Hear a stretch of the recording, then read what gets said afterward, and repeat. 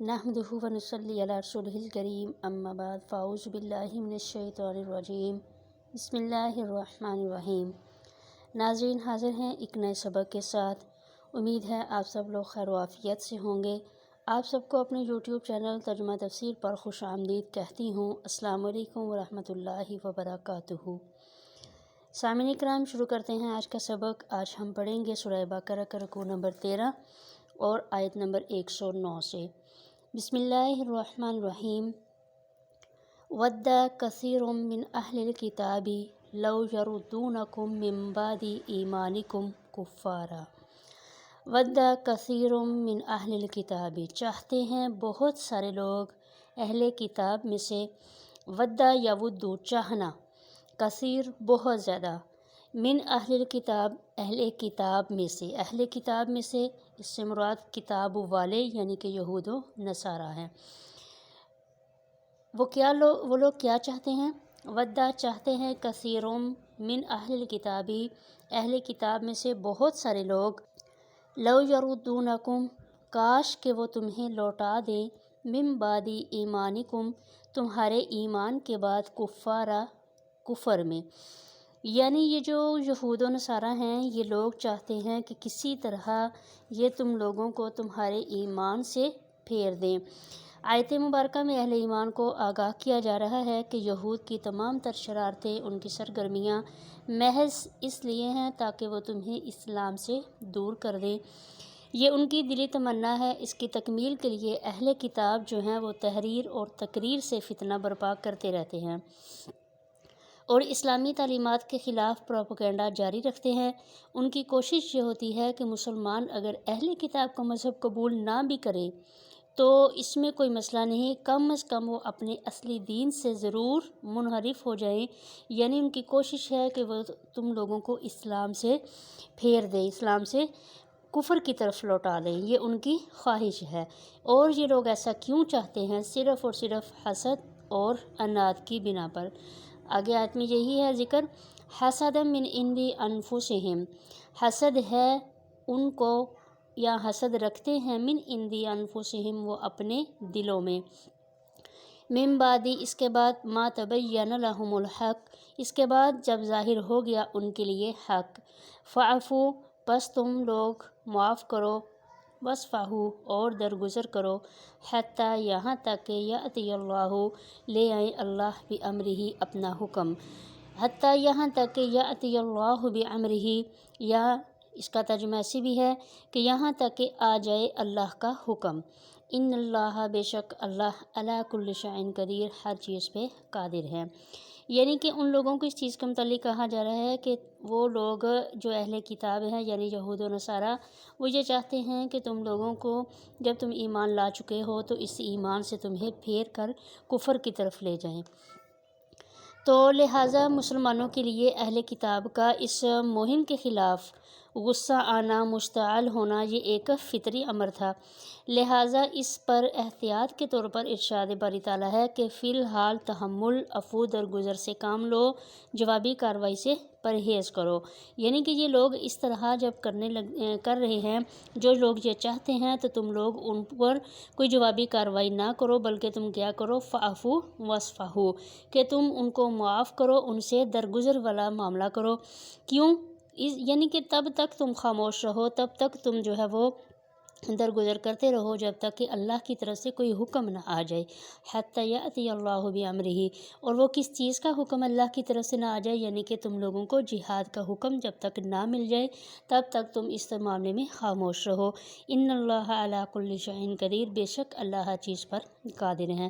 وَأَقِیمُوا الصَّلَاةَ، اور قائم کرو نماز، وَآتُوا الزَّکَاةَ، ادا کرو زکوٰۃ، وَمَا تُقَدِّمُوا لِأَنفُسِکُم مِّن خَیْرٍ، وَمَا، اور جو کچھ، تقدموا، تم آگے بھیجو گے، لِأَنفُسِکُم، اپنے لیے، من خیرٍ، بھلائی میں سے، تجدوہ عند اللہ، تو اسے پاؤ گے اللہ کے ہاں، ان اللہ، بے شک اللہ، بما تعملون بصیر، بے شک اللہ تعالیٰ دیکھنے والا ہے، بما تعملون، جو کچھ تم کرتے ہو، یعنی جو بھی اعمال ہیں تمہارے، اللہ کی ذات تو اسے کیا ہے، دیکھنے والی ہے۔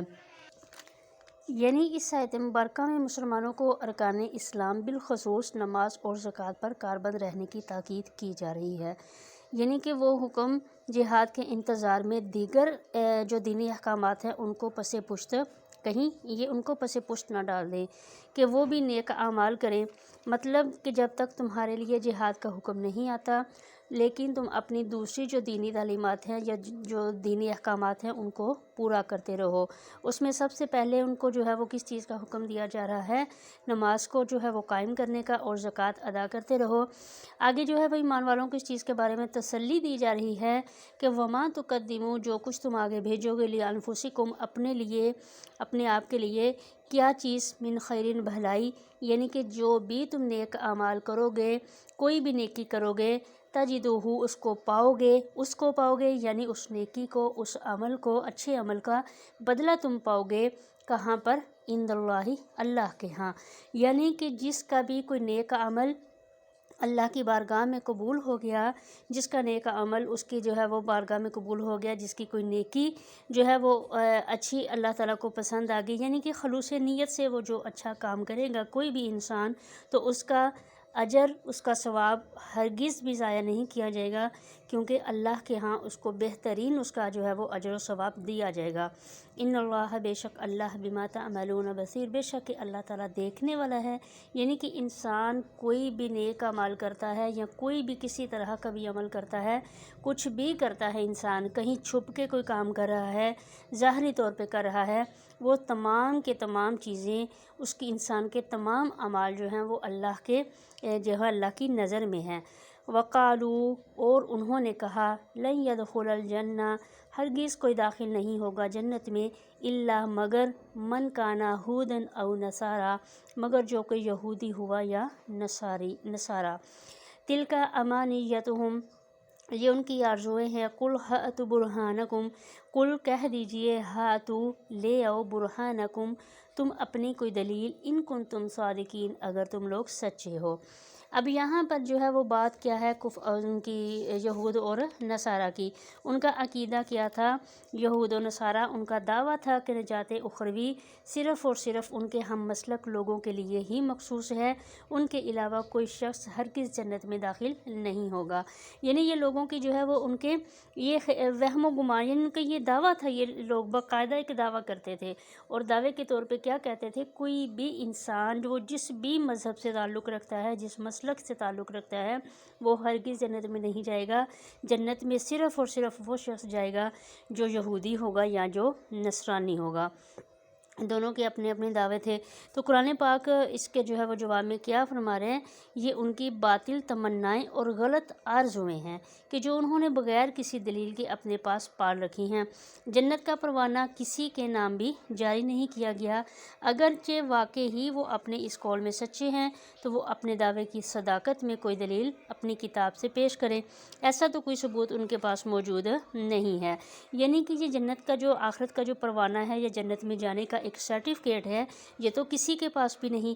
ہر انسان اپنے اعمال کے بل بوتے پر، اپنے اعمال کی وجہ سے ہی جنت میں جائے گا، یعنی کہ کوئی انسان ایسا نہیں ہے کہ جس کے بارے میں ایک پختہ ایک جو ہے وہ ایک بالکل ایک سٹیمپ لگا دی ہو کسی شخص پر کہ یہ جنتی ہے یا یہ جہنمی ہے، حالانکہ ایسا کچھ بھی نہیں ہے۔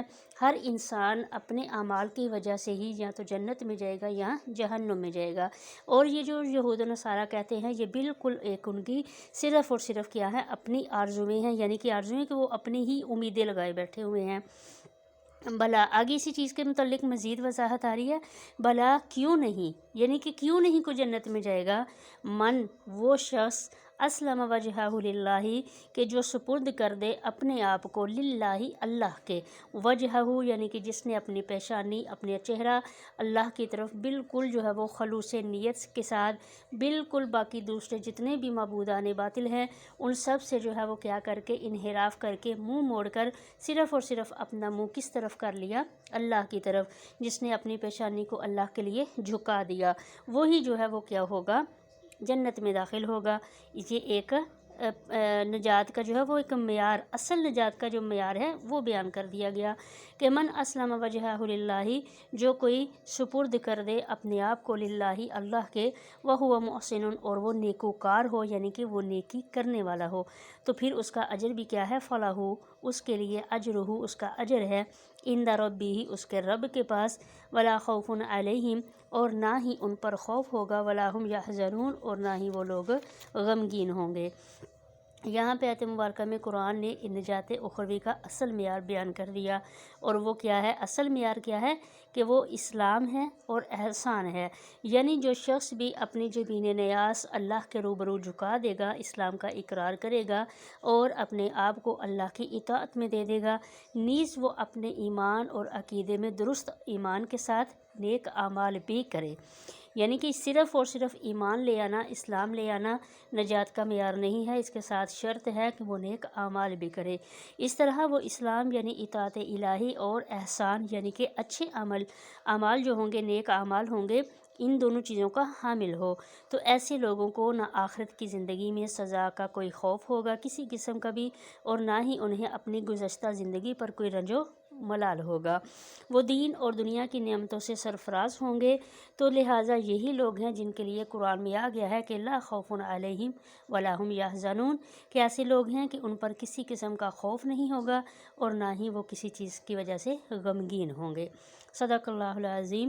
عزیز سامعین، یہاں آج ہمارا سبق مکمل ہوا، اور آپ لوگوں کو ہماری ویڈیو اچھی لگے تو ویڈیو کو لائک اور شیئر ضرور کیا کریں، اور تاکہ یہ ہمارا جو پیغام ہے قرآن کا یہ آگے مزید لوگوں تک پہنچ سکے، اور اس میں جتنے بھی لوگ ہیں ہماری جو اس کوشش میں جو ہمارے ساتھ شامل ہیں، اللہ تبارک و تعالیٰ سب کے لیے آسانیاں کرے، ویڈیو کو لائک کریں، شیئر کریں، جو لوگ چینل پر نئے ہیں چینل سبسکرائب کریں، اور اس کے ساتھ ساتھ جتنے بھی جو ہیں وہ لوگ اس کو ہمارے جو ہے وہ ویڈیو میں شریک ہوتے ہیں، ہمارے سبق میں شریک ہوتے ہیں، اللہ تبارک و تعالیٰ ان سب کو، یعنی کہ میرا یہ پڑھانا، میرا یہ پڑھنا اور آپ لوگوں کا سننا، اللہ تبارک و تعالیٰ اپنی بارگاہ میں قبول فرمائیں۔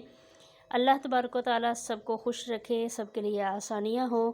ایک نئے سبق کے ساتھ حاضر ہوں گے، ایک نئی ویڈیو کے ساتھ حاضر ہوں گے، تب تک کے لیے اجازت، اللہ نگہبان۔